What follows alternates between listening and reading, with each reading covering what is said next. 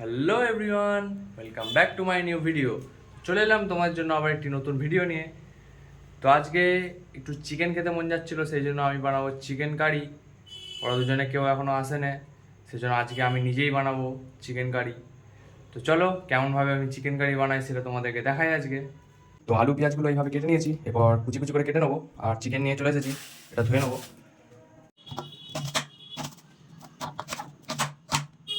তো আলু পেঁয়াজ সব কাটা হয়ে গেছে, আর এদিকে মাংসটাও ধোয়া হয়ে গেছে আমার কমপ্লিট।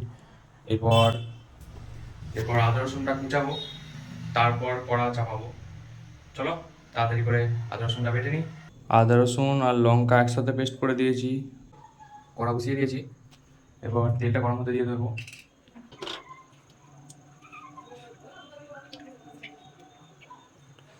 আদা রসুন বাটতে বাটতে পুরো ঘেমে চান করে গেলাম। তো তেল গরম হয়ে গেছে, এরপর আলুগুলো ছেড়ে দেবো আস্তে আস্তে। তো আলুগুলোর পর মোটামুটি ভাজা হয়ে গেছে, এরপর তুলে নেবো। তো আলুগুলো তোলা কমপ্লিট হয়ে গেছে, এরপর পেঁয়াজগুলো ভেজে নেবো।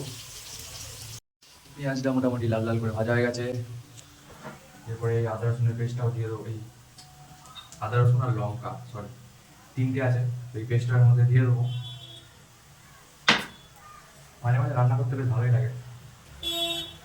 তো এর মধ্যে এবার দিয়ে দেবো 1 চামচ নুন, লঙ্কা গুঁড়ো,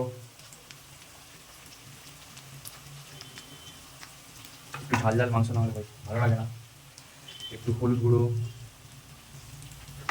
জিরে গুঁড়ো আর ধনে গুঁড়ো। এদিকে এবার নাড়াচাড়া করবো। মশলাটা মোটামুটি কষানো হয়ে গেছে, এরপর চিকেনের পিসগুলো দিয়ে দেবো।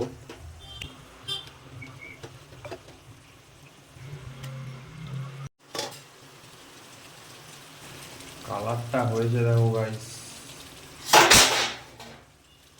Just wow. এবার এর মধ্যে আলুগুলো দিয়ে দেবো ভাজা,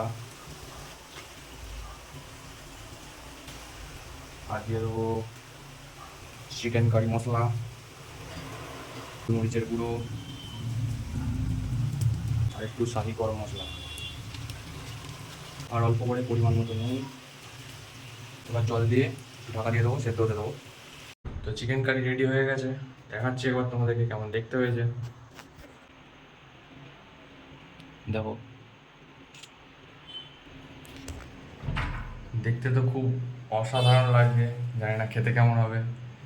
তো অতন্দা রুটি নিয়ে আসছে, এবার রুটি দিয়ে খাবো। তো খাওয়া দাওয়া সব কমপ্লিট হয়ে গেছে, এবার ঘুমিয়ে যাব।